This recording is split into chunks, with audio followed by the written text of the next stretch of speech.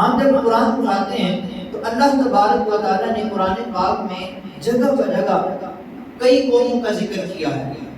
آپ نے بھی ذکر سنا ہوگا، کہیں رب ذوالجلال نے قوم عاد کا ذکر کیا، کہیں رب ذوالجلال نے قوم سمود کا ذکر کیا، کہیں رب تبارک و تعالیٰ نے قرآن پاک کے اندر شداد، نمرود اور فرعون کا ذکر کیا.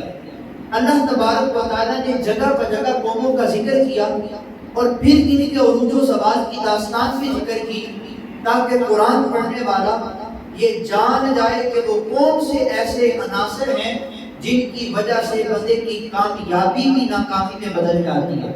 وہ کون سی ایسی چیزیں ہیں جن کی وجہ سے بندہ مشکلات میں اتنا گھر جاتا ہے، نہ تو وہ اپنے انفرادی اور نجی سطح پر اور نہ ہی قومی اور ملکی سطح پہ بندہ کامیاب ہو سکتا ہے. قوم عاد کی کہانی اٹھائیں، رب ذوالجلال نے قرآن میں بیان فرمایا ہے کہ یہ قوم عاد وہ تھی جن کو ہم نے طاقت بخشی تھی، ان کو ہم نے بڑی نعمتیں عطا کی تھی، بڑی شان و شوکت عطا کی، لیکن انہوں نے ہماری نعمتوں کی نہ قدری کی، نہ شکری کی. پھر کہ رب کا اٹل فیصلہ ہے لئن شکرتم لأزیدنکم ولئن کفرتم ان عذابی لشدید. اگر تم میرا شکریہ ادا کرو گے تو میں تمہیں مزید عطا کرتا چلا جاؤں گا، اور اگر تم نہ شکری کرو گے تو میرا عذاب بڑا سخت ہے. قوم عاد نے اللہ تبارک و تعالیٰ کی نافرمانی کی، اللہ تبارک و تعالیٰ نے ان کو نیست و نابود کر دیا. شداد، نمرود، فرعون، اللہ تبارک و تعالیٰ نے ان کو بڑی نعمتیں عطا کی، ان کو تخت سلطنت عطا کیا، ملک پر حکومت عطا کی، لیکن ہے تو یہ خدا کے بندے تھے، اتنے رب کے نہ شکر ہوئے خود ہی خدا بن گئے.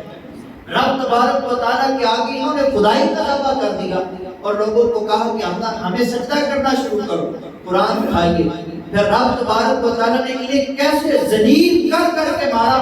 اور خدا کا بندہ ہو کر تم خدائی کا دعویٰ کرتے ہو، تمہیں سمجھ کیا آئی کہ تم نے اپنے آپ کو خدا سمجھ لیا.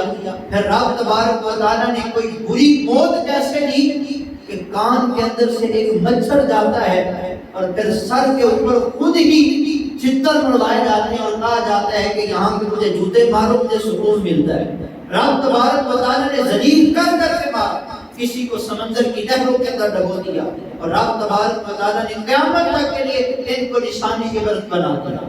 سورہ بقرہ پہلا صفحہ آپ کھولیے، قرآن ایک ایک لفظ اس کا حق پر مشتمل ہے.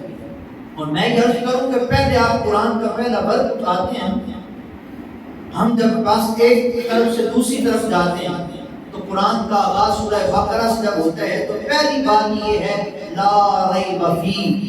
اے قرآن کے پڑھنے والے اس یقین کے ساتھ پڑھنا کہ میری اور آپ کی بات تو غلط ہو سکتی ہے، رب کا قرآن جھوٹا نہیں ہو سکتا ہے. اور جھوٹ تو دور کی بات ہے، رب کے قرآن میں شک کی کوئی گنجائش نہیں ہے.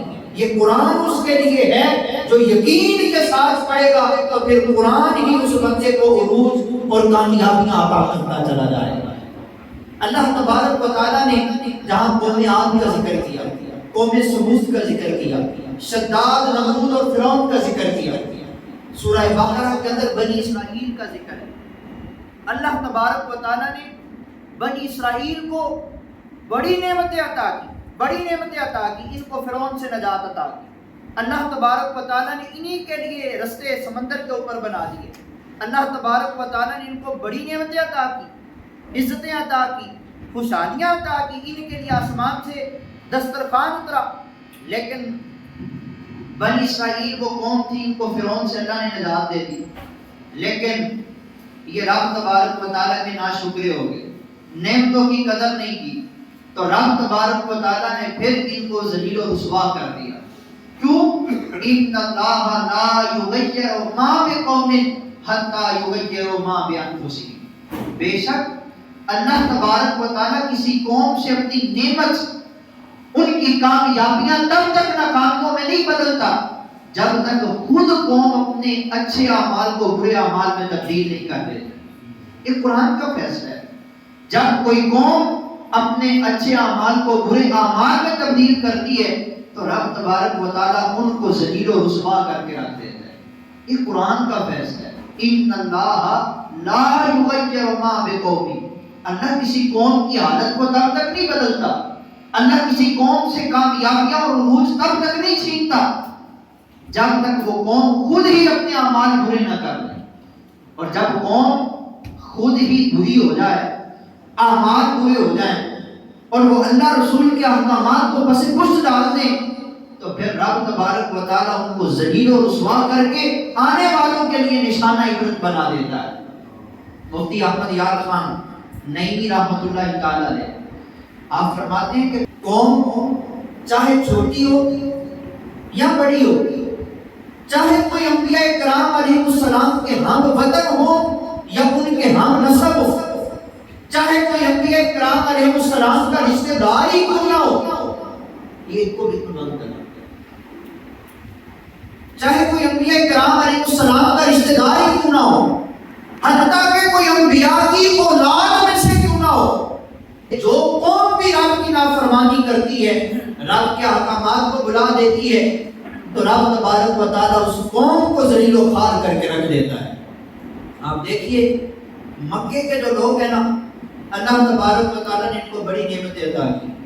اس سے بڑی اور نعمت کیا ہو سکتی ہے کہ اللہ تعالیٰ نے اپنے گھر کعبۃ اللہ کو جو اول بیت ہے، سب سے پہلا رب کا گھر ہے، اس کی خدمت کے لیے رب نے مکے والوں کو منتخب فرمایا. لیکن انہوں نے ناشکری کی، اسی رب کے گھر کے اندر 360 بت سجا کے رکھ دیے. اللہ تبارک و تعالیٰ نے اس صحرا کے اندر جہاں پانی بھی نہیں ملتا تھا، اللہ نے مکے والوں کے لیے طرح طرح کے پھل اور پانی کا اور ہر طرح کی سہولت کا انتظام کر دیا. لیکن انہوں نے اس کی بھی ناشکری کی. محبوب کریم صلی اللہ علیہ وسلم تشریف لائے، رب کی طرف بلائے، لیکن انہوں نے سب سے بڑی جو رب کی نعمت ہے، لقد من اللہ علی المؤمنین اذ بعث فیہم رسولا، تمام نعمتوں کی اصل حضور نبی کریم صلی اللہ علیہ وسلم کی بات کو بھی نہ مانا اور حضور علیہ السلام کی بھی توہین کی. اور یہ لوگ مکے والے کون ہیں؟ یہ حضرت اسماعیل علیہ نبینا علیہ السلام کی اولاد میں سے تھے، اللہ کے نبی کی اولاد میں سے ہیں. تو رب تبارک و تعالیٰ نے ان کو بدر کے اندر ایسا ذلیل کیا کہ قیامت تک کے لیے نشانہ عبرت بن کے رہ گئے. ادھر مسلمان 313 اور ادھر کافروں کے پاس 1000 کا لشکر، مسلمانوں کے پاس چند تلواریں، چند گھوڑے اور ادھر سے 100 زرہ پوش بندے، کھانے پینے کا سامان بھی وافر. ادھر مسلمان جس کھجور کو کھا کے روزہ رکھتے ہیں، 17 رمضان کو یوم بدر ہے، بدر کا واقعہ ہوا، مسلمان جس کھجور کو کھا کے روزہ رکھتے ہیں اسی کو چوس کے پھر دوبارہ افطار کر دیتے ہیں. لیکن ادھر ہر روز اونٹنیاں ذبح کی جاتی ہیں، ناچنے والیاں بھی ہیں، گانے والیاں بھی ہیں، تعداد کی کثرت بھی ہے، اور ان کو بڑا ناز تھا کہ ہم آج مسلمانوں کو صفحہ ہستی سے ختم کر کے جائیں گے. لیکن مسلمان تعداد میں تو کم تھے، ان کے پاس تیریں اور تلواریں تو کم تھی، لیکن ان کو ناز تھا تو حضور کی غلامی پہ ناز تھا. اللہ نے پھر ان کو ایسی عزت عطا کی اور کافروں کو ایسا ذلیل و رسوا کیا کہ قیامت تک کے لیے نشان عبرت بن کے رہ گئے کہ جو معبود کی غلامی اختیار کرتا ہے، اگر کہ تعداد میں کم ہو، ساز و سامان میں کم ہو، تیریں تلواریں نہ بھی ہوں، لیکن محبوب کی غلامی ایسی ہے کہ سامنے ہزاروں کا لشکر بلکہ پورا کفر کا منبع بھی ہو تو مسلمانوں کا یہ عشق رسول ہی ان کو شکست دینے کے لیے کافی ہو جاتا ہے. نعرہ تکبیر، نعرہ رسالت، نعرہ تحقیق، پتی پتی پھول پھول، یا رسول یا رسول، نعرہ رسالت. اب دیکھیے رب تبارک و تعالیٰ نے اس کو قرآن میں بیان فرمایا یہ وجہ کیا تھی؟ ان کی تعداد بھی زیادہ، وہ انبیاء کرام علیہ السلام کی اولاد میں سے بھی، ان کے پاس سب کچھ ہے، بظاہر جن چیزوں کی وجہ سے فتح ہوتی ہے، ان کے پاس تیریں بھی ہیں، تلواریں بھی ہیں، فوج بھی زیادہ ہے، کھانے پینے کا سامان بھی ہے، اور انجوائے کرنے کے لیے بھی انہوں نے وہ گانے والیاں بلا کے رکھی ہیں، ناچنے والیاں بلا کے رکھی ہیں. مسلمان وہ فاقہ کش لوگ جو حضور علیہ السلام کی غلامی میں جیتے مرتے ہیں، جن کے پاس تیریں تلواریں بھی کوئی نہیں ہے، جن کے پاس کھانے پینے کا سامان بھی کوئی نہیں، کھجور کھا کے روزہ رکھ لیا اور کھجور جوس کے روزہ افطار کر لیا. رب تبارک و تعالیٰ نے ان کو عزت عطا فرما دی اور کافروں کو ذلیل کر دیا. ذالک بأن اللہ لم یکن مغیرا نعمۃ انعمها. کیوں؟ کیونکہ کہ اگر سے نبی کی اولاد میں سے تھے, ان کے پاس سارے اسباب تھے, لیکن یہ وہ لوگ تھے رب ان کو نعمتیں عطا کرتا چلا گیا, یہ رب تبارک و تعالیٰ کے احکامات کی ناشکری کرتے چلے گئے.